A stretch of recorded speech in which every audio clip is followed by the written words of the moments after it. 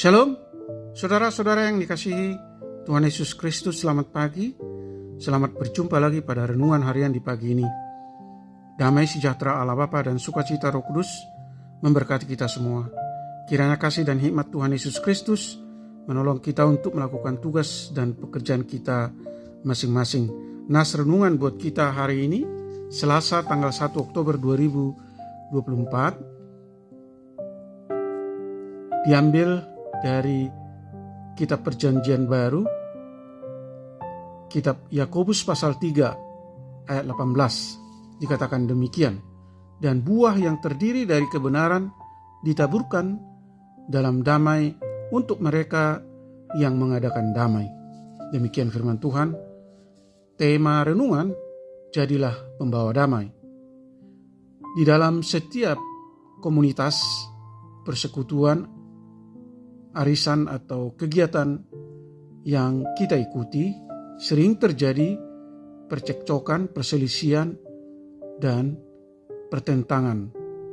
Kondisi seperti ini berdampak akan persekutuan sesama anggota dan ada kecenderungan dari diri kita sendiri untuk membenci mereka yang telah melukai perasaan kita, menjadikan mereka musuh atau setidaknya menghindari mereka. Menjadikan musuh atau menghindar berarti lari dari percekcokan atau perselisihan, lari dari konflik. Kenyataan ini membuat hidup tidak nyaman dan tidak tenang, yang tentunya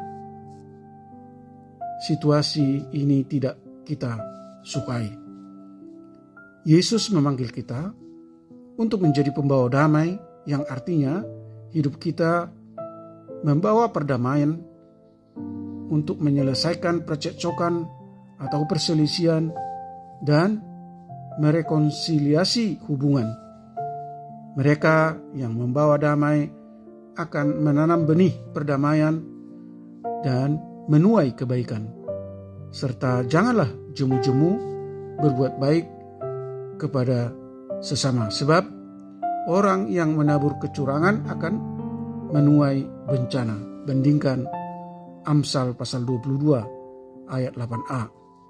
Barang siapa menabur dalam dagingnya, ia akan menuai kebinasaan dari dagingnya. Tetapi barang siapa menabur dalam roh, ia akan menuai hidup yang kekal dari roh itu. Baca Galatia pasal 6 ayat 8. Yesus memanggil kita untuk menjadi pembawa damai, yang berarti kita sendiri berinisiatif menjadi pembawa damai kala terjadi percekcokan atau perselisihan. Memulai dari diri sendiri dengan pengakuan apa kesalahan kita, bukannya memulai dengan banyak tuduhan kepada orang lain. Saudaraku yang terkasih di dalam Yesus Kristus, jadilah pembawa damai yang selalu berinisiatif memberi keteduhan bagi orang lain. Amin. Mari kita berdoa. Ya Tuhan Allah Bapa di surga, Allah yang Maha Kasih, berilah kami hikmat yang berasal daripadamu, bukan hikmat dunia.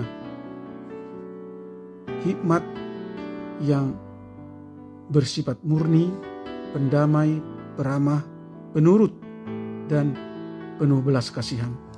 Supaya dengan hikmat Allah menuntun kami untuk memiliki cara hidup yang baik dan dapat menjadi pembawa kebenaran, pembawa damai dan belas kasihan.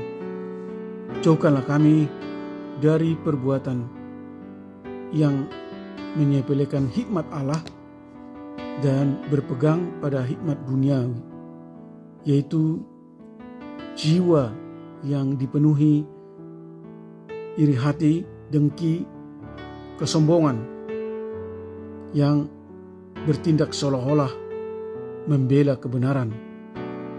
Tolong kami, anak-anak Tuhan dan para pendengar renungan pagi ini dimanapun kami berada, untuk menjadi pribadi-pribadi yang tulus dan dipenuhi kasih ilahi yang fokus mengerjakan kasih kepada sesama, berani berbagi waktu, tenaga dan harta kepada sesama meski dalam situasi sulit.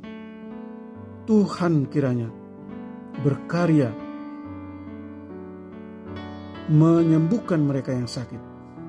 Tuhan menopang dan menolong mereka yang letih lesu dan berbeban berat, dan menolong mereka yang mengalami berbagai masalah dan penderitaan.